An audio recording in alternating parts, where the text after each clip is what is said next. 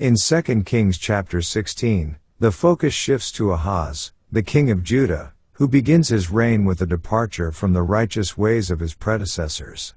Ahaz introduces various idolatrous practices, even going as far as offering his son as a sacrifice in the manner of the pagan nations surrounding Judah.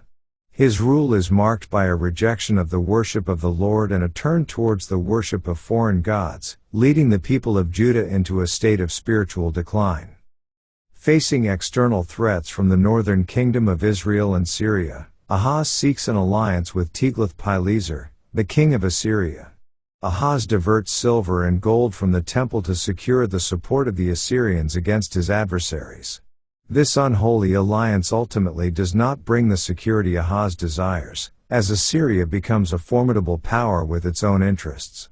The Assyrians conquer Damascus, the capital of Syria, and deport its inhabitants to Kir, bringing an end to the threat from that quarter.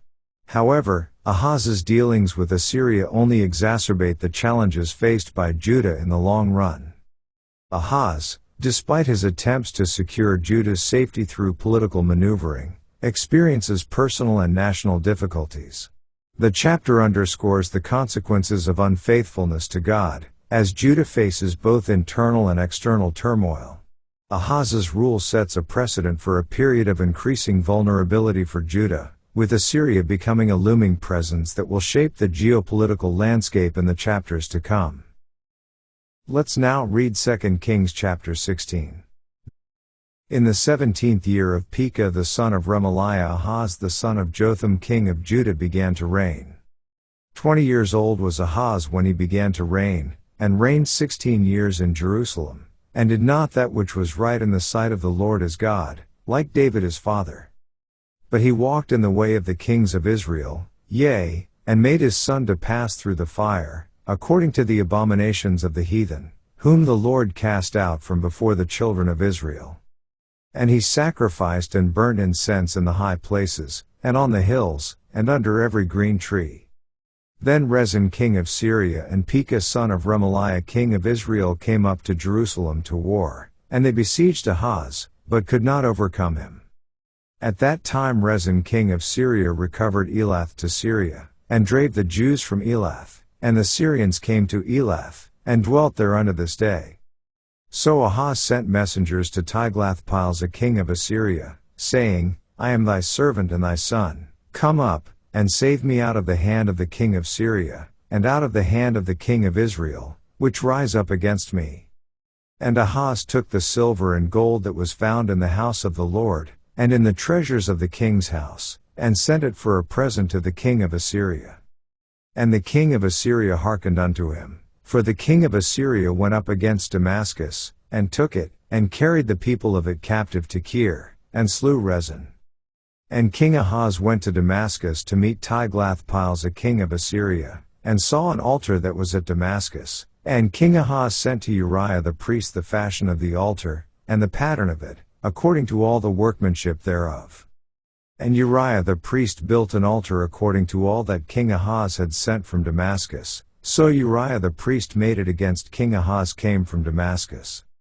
And when the king was come from Damascus, the king saw the altar, and the king approached to the altar, and offered thereon. And he burnt his burnt offering and his meat offering, and poured his drink offering, and sprinkled the blood of his peace offerings, upon the altar.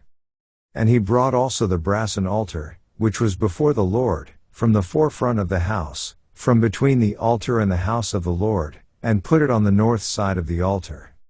And King Ahaz commanded Uriah the priest, saying, Upon the great altar burn the morning burnt offering, and the evening meat offering, and the king's burnt sacrifice, and his meat offering, with the burnt offering of all the people of the land, and their meat offering, and their drink offerings, and sprinkle upon it all the blood of the burnt offering, and all the blood of the sacrifice, and the brassen altar shall be for me to inquire by. Thus did Uriah the priest, according to all that King Ahaz commanded. And King Ahaz cut off the borders of the bases, and removed the laver from off them, and took down the sea from off the brassen oxen that were under it, and put it upon a pavement of stones. And the covert for the Sabbath that they had built in the house, and the king's entry without, turned he from the house of the Lord for the king of Assyria. Now the rest of the acts of Ahaz which he did, are they not written in the book of the Chronicles of the kings of Judah? And Ahaz slept with his fathers, and was buried with his fathers in the city of David, and Hezekiah his son reigned in his stead. This ends our reading of 2 Kings chapter 16.